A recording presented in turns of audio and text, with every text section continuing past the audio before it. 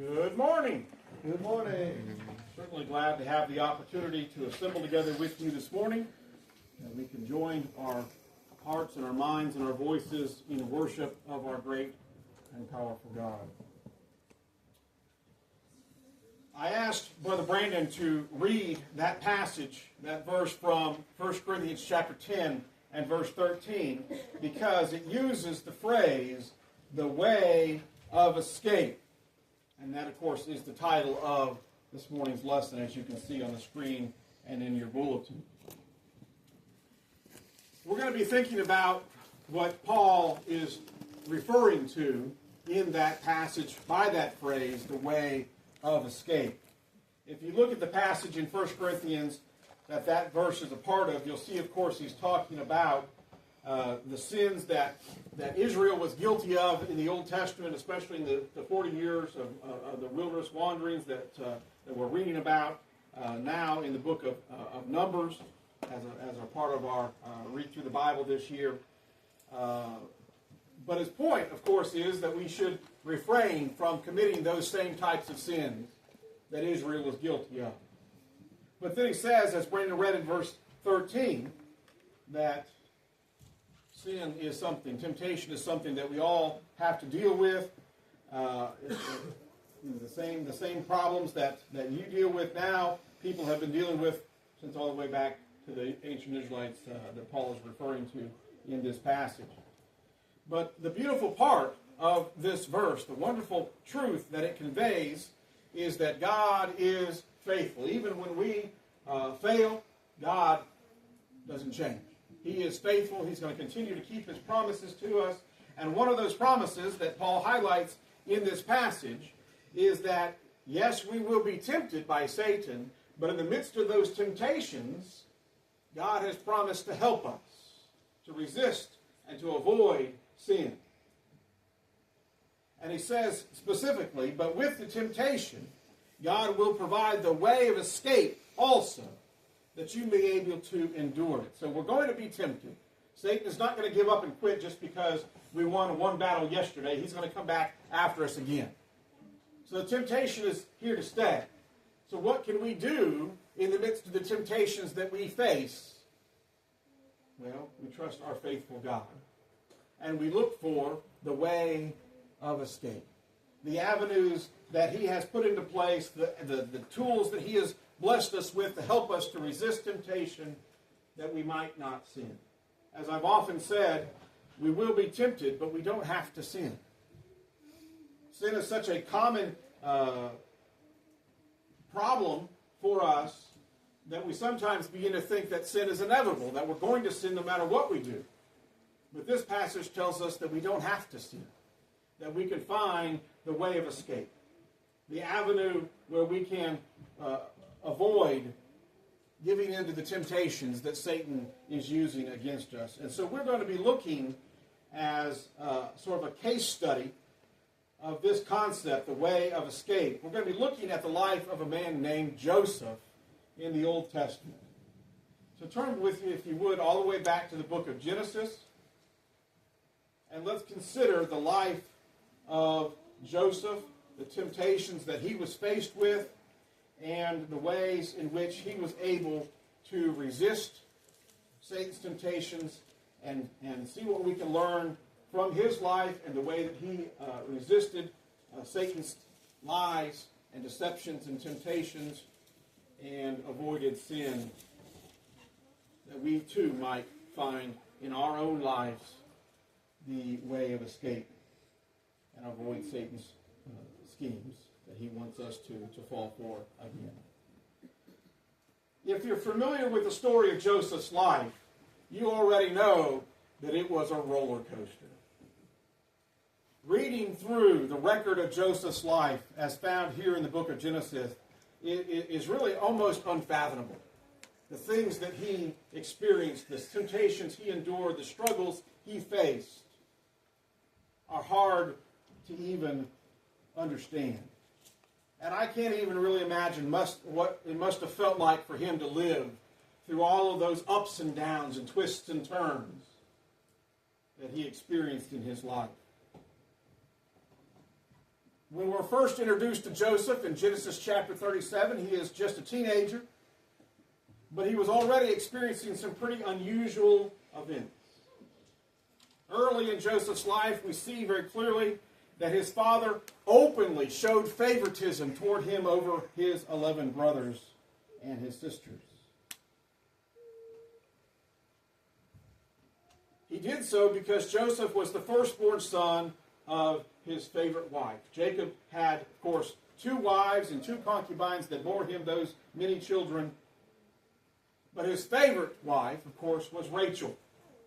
And Joseph was Rachel's firstborn. And so, even though he was by far not the oldest of all of his brothers, matter of fact, I think I counted up, he was the 10th brother. Maybe even the 11th brother. So the point of the matter is, he was by far one of the youngest siblings in his family. And yet his father favored him over all of his brothers. And so, of course, this caused his brothers to grow very envious of him and the favoritism that his father showed to him over them.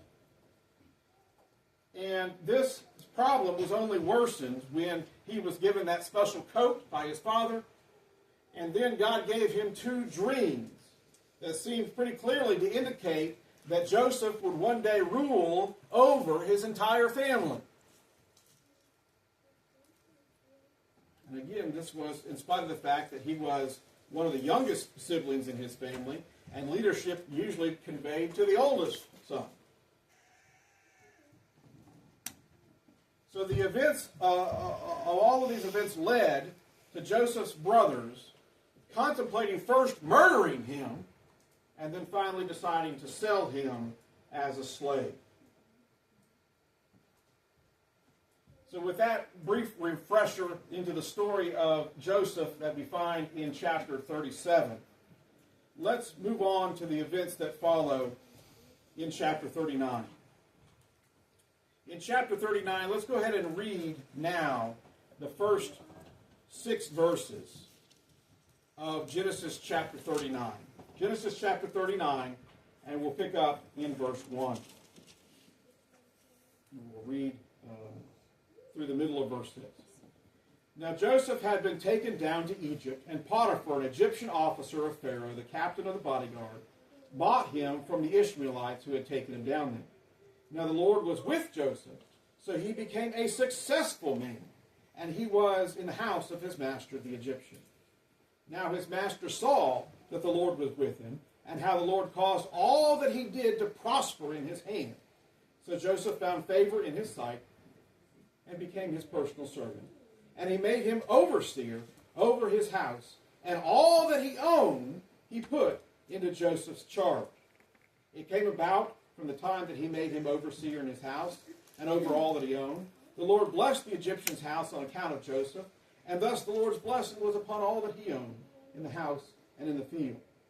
So Potiphar left everything he owned in Joseph's charge, and with him there he did not concern himself with anything except the food which he ate. We'll stop there for the moment. As we look at this opening section of Genesis chapter 39, and this story that might be familiar to many of you, what you see, of course, in connection with what we've already talked about, is Joseph started out, you might say, sort of on the top of the world. He was the favored son of a wealthy man. He had probably pretty much everything he could have asked for. And then his whole world comes crashing down upon him when he finds himself sold as a slave and now serving a man in a foreign country. But you might say, well, that would have been a very severe temptation for him.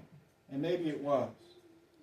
But the part that I want to begin focusing, the temptations that I want to begin focusing on that happened in Joseph's life, I would suggest to you happened when he was soon faced with the temptation that came with being elevated again.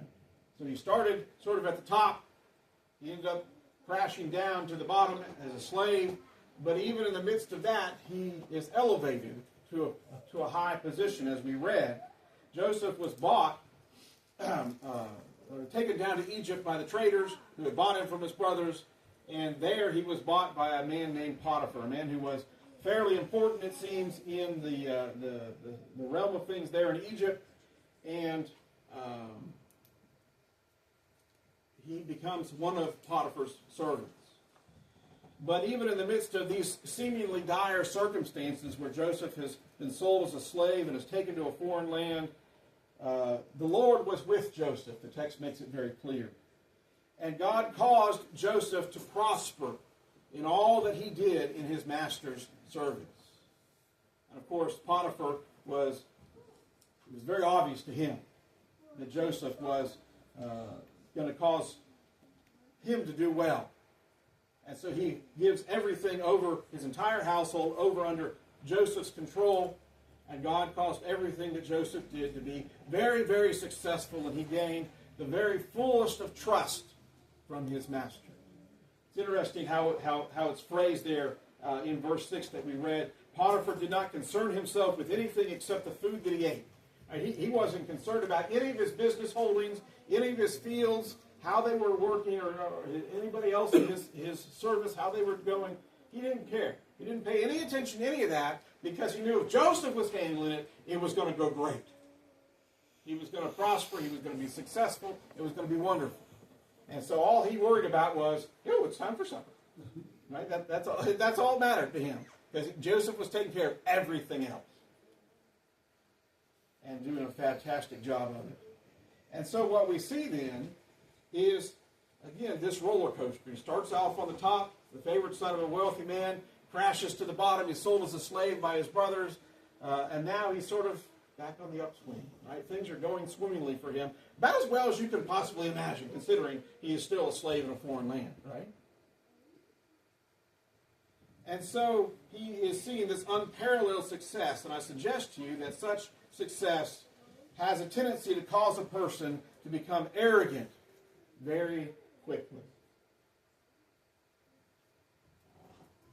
And so what we notice in this passage is a lack of that. Even though Joseph had endured some very difficult circumstances, he now finds himself on the upswing again. And it's often when a person especially has been down and now finds himself suddenly succeeding, there's this tendency to want to take credit for everything that's good, that's happening. And some people even will go as far as, man, they will tell anybody who will listen just how great they are.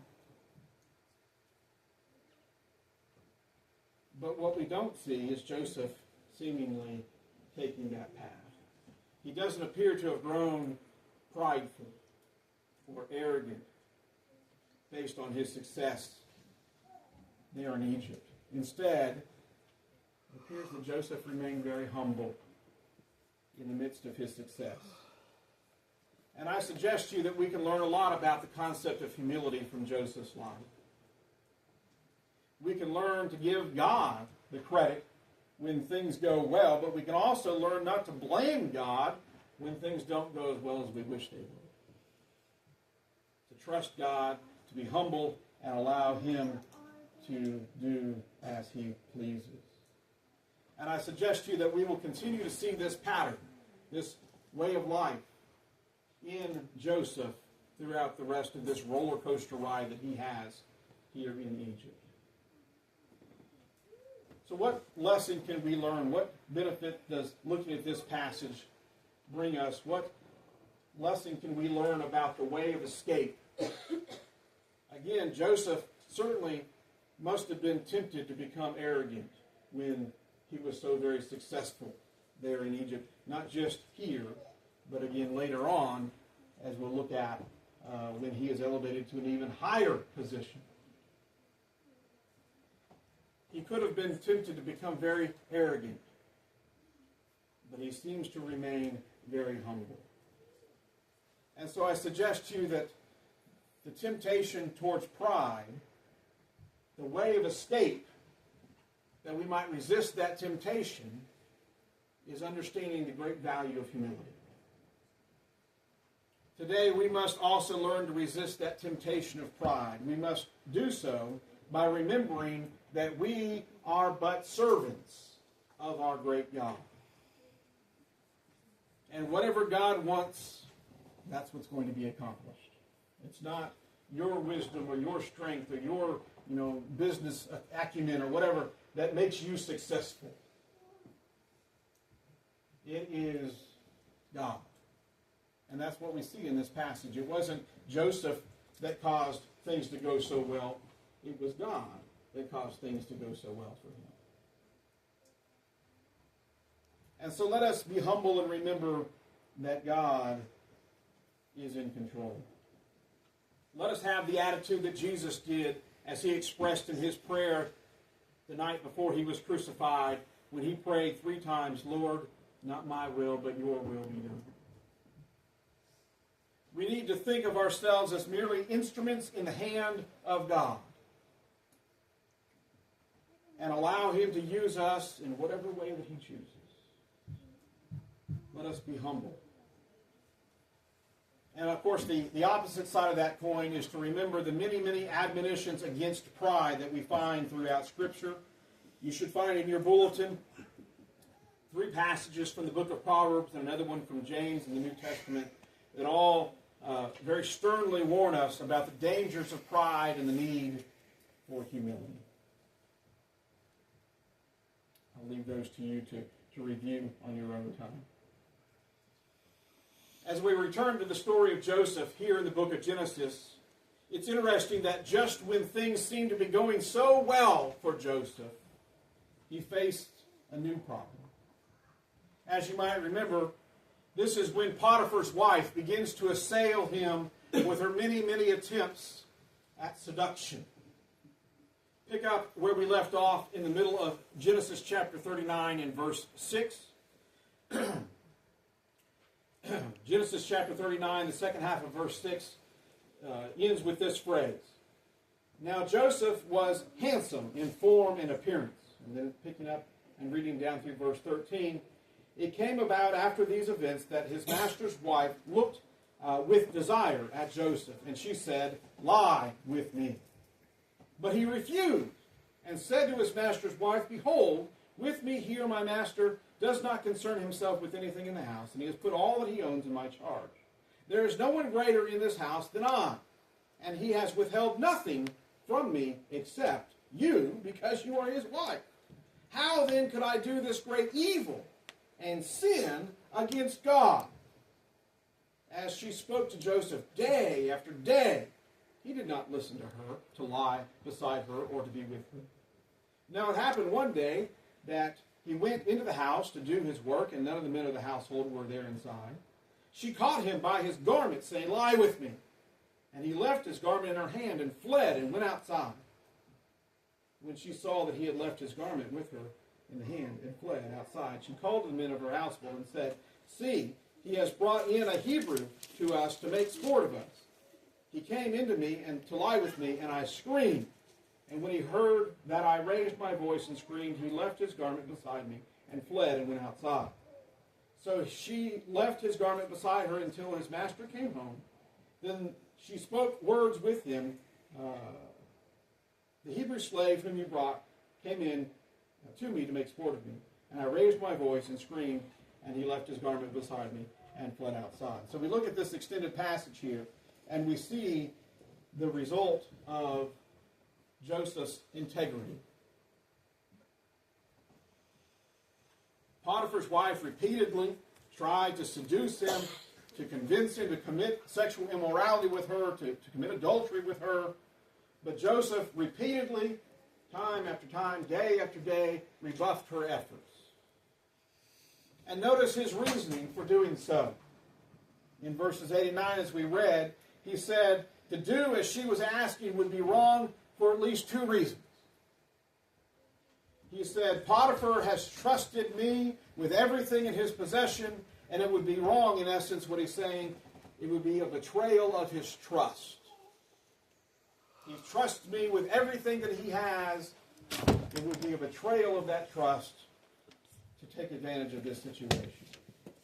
And then, of course, he says that to lie with her would have been a sin against his God.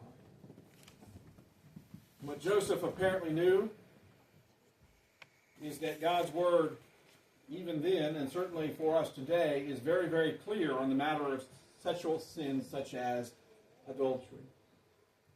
And so, again, we look at Joseph, we look at the temptation that he was faced with, and we see the way of escape that God made available to him. He had tried ignoring her. He had tried reasoning with her. He had tried explaining to her why it would be wrong to do what she was saying. And all of that fell on deaf ears. So his way of escape was very literally to escape, to run away, to flee from her sexual advances. And so we see then again the way of escape that is made available to us in such temptations, and that is to do precisely what Joseph did. When she persisted in her advances toward him, he literally ran away. He fled the situation. He got out of there as fast as he could because he was not interested in committing sin with her. And so must we. When we find ourselves in a situation where we are being tempted to sin, the best advice is not to stay there and try to be strong enough to resist it. It's to get out of there, to leave that situation behind as fast as possible so that we can remain pure in the eyes of God. And Paul urges us throughout his writings to do exactly that, to flee immorality. You see that in 1 Corinthians 6:18 and 2 Timothy 2:22. So let us utilize the way of escape that God has made available to us when we are being tempted. Let us leave those situations where we are being assailed by Satan's lies. But as we read, because of Joseph's rejection of her advances, Potiphar's wife accused Joseph of attempting to assault her. Exactly the opposite of what was going on. And because of that, Joseph was sent to prison. But through God's providence, and we'll summarize very briefly the next several chapters, through God's providence, Joseph ended up not only being released from prison eventually, but he was soon installed as the second most powerful person in all of Egypt, second only to Pharaoh. And I would suggest to you that this certainly was another occasion where Joseph then was faced with temptations. And I would suggest to you one of the strongest temptations he probably had to resist at this time was the desire for retaliation. When a person becomes in a position of power, they are often tempted to abuse that power to take revenge upon their enemies. But Joseph appears to have been able to successfully resist that temptation. Consider with me what he might have been tempted to do. The text doesn't say any of this, but I think it's rational to look at this and assume that Joseph would have been tempted in these areas. He might have been tempted to punish Potiphar's wife for having made that false accusation against him that sent him to prison for what seems like a pretty long time. The text is pretty unclear as how long he was in prison, but it was more than a couple days. I promise you that. So he could have been tempted to want to punish Potiphar's wife when he got out of prison and was installed into that position of great authority and power. But nothing is said about him even remembering Potiphar's wife at that point. Even giving it a moment's thought. Nothing is said. Also, you might remember that while Joseph was in prison, the Pharaoh's butler or cupbearer and his baker were thrown into prison with him. And they both had dreams, and Joseph interpreted their dreams, and the meaning of their dreams was that the cupbearer would be elevated back to his position and the baker would be killed. And when it was about to happen, when the cupbearer was about to be released, Joseph said to him, "Remember me. Mention my plight to Pharaoh and try to have me released. We see that in chapter 40 and verse 14. But if you skip down to the end of that chapter, when the cupbearer was released and went back before Pharaoh, look at verse 23, where it says simply, "Yet the chief cupbearer did not remember Joseph, but forgot him." A man who had helped him, who had encouraged him, who had interpreted his dream for him and given him hope.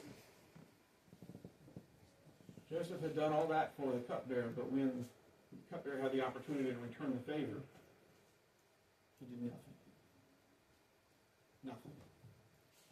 And so I suggest to you that it's possible, at least, that when Joseph later is released from prison and is elevated to that position of great power and authority in Egypt, some people might have had the response, well, I'm going to get back at that man who promised to help me and did nothing. But again, the text is completely silent about Joseph even remembering. He seems to have held no ill will, no grudge against Potiphar's wife or against Pharaoh's butler for the things that they did that harmed him so. And of course, maybe the most obvious, Joseph likely was tempted to abuse his power, this newfound power, to punish his brothers for selling him into slavery when they came to him to buy grain during the famine. We see this throughout the intervening chapters here.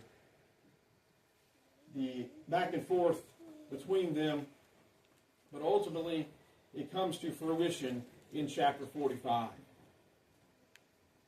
Certainly Joseph seems to have sort of put them to the test to make sure that they had learned their lesson. But I think the most telling passage in this whole exchange is found in chapter 45. I think here we see the heart and the mind, the humility of Joseph. Look with me, if you would, at Genesis chapter 45 and pick up reading in verse 4 with me. Genesis chapter 45, verse 4. This is when Joseph finally reveals that it's he, their brother, who they have been dealing with throughout these chapters as they've come multiple times to buy grain. Genesis chapter 46, verse 4. Then Joseph said to his brothers, "Please, come closer." And they came closer. And he said to them, "I am your brother Joseph, whom you sold into Egypt." But look what he says to them now. "Now do not be grieved or angry with yourselves because you sold me here, for God sent me before you to preserve life. For the famine has yet been in the land these 2 years, and there are still 5 years in which there will be neither plowing nor harvesting. God sent me before you to preserve you, a remnant of the earth, and to keep you alive by a great deliverance. Now therefore it was not you who sent me here, but God. And he has made me a father to Pharaoh, and a lord of all his household, and a ruler over all the land of Egypt." So again, we look at this, and we see the attitude, the mindset of Joseph. Again, the temptation to seek retaliation against his brothers must have been present. And you could even say that some of the things that he did in the intervening chapter border on that. But I think this passage is the most clear when it shows us that he held no ill will towards his brothers, but recognized that all of this was the providence and the work of God. God, he says, has sent me down to Egypt, not you. God has brought me down here and installed me into this position that I can now save my entire family from the famine. And that, of course, is precisely what it does. But again, we look at this passage and we see Joseph putting their fears to rest. He eased their fears that he might possibly seek revenge against them. Of course, they didn't really believe him, because later when their father dies, he has to say this exact same thing to them even later. But at this point, he was doing all that he could to ease their fears that he was going to seek revenge against them. Again, the way of escape here from the temptations that he must have been facing the feeling of wanting to seek his own revenge instead of allowing the will of God to be done, he found the way of escape in his attitude of trust in the Lord. Rather than seeking to punish those who he could easily have viewed as having wronged him, what we see here is an example that we should seek to emulate in our lives, of not seeking revenge, but remaining, again, very humble. He didn't say, look what I have done. I have done this, and I have done that, and I have got this power because I'm so smart. No, he said, God put me here. God installed me into this position.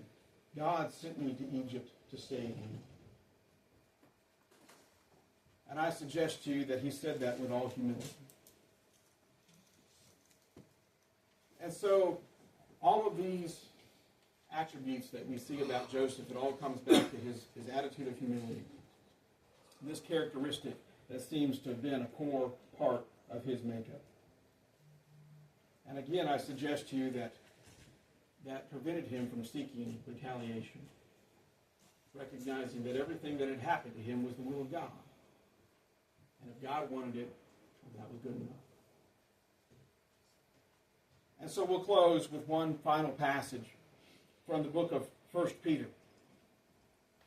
1 Peter chapter 5 and verse 5 begins with this phrase, you younger men, likewise, be subject to your elders. And then he says, and all of you, clothe yourselves with humility toward one another.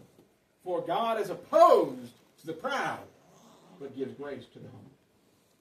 Do we want to be fighting against God? That's what happens when people are prideful. Or do we want to be working with God? Well, so they're willing to be humble. And that is how we find these ways of escape, is by trusting in God. As we ride this roller coaster of our own lives, hopefully a little fewer twists and turns than Joseph's, but as we ride our own roller coaster, striving to live faithfully to God in our own lives, may we, like Joseph, do so with faith, with humility, and with an attitude and desire to serve the Lord, no matter what circumstances we might find ourselves facing. It's interesting to me that through all the ups and downs of Joseph's life, there doesn't seem to be a dramatic shift in his way of thinking. It's the same all the way through. He trusts God, he remains humble, and he considers himself a servant of God. May we have faith and humility and a desire to serve the Lord. And may we find in that the way of escape, that we might avoid Satan's temptations. I believe very strongly that if we have these attributes, we will be able to find the way of escape that God provides for us, that we might avoid sin when we are tempted. Maybe there's one here who's ready to respond to the Lord's invitation to put on Christ in baptism. You can do that this morning if that's your need. Coming forward in humble, obedient faith and seeking to do the will of the Lord by becoming a Christian and living faithfully in his service. Maybe you're already a Christian, but you realize that you've not been living faithfully, and you need to respond to be restored. If there's something that we can do to help you this morning, won't you please come as we stand and as we sing.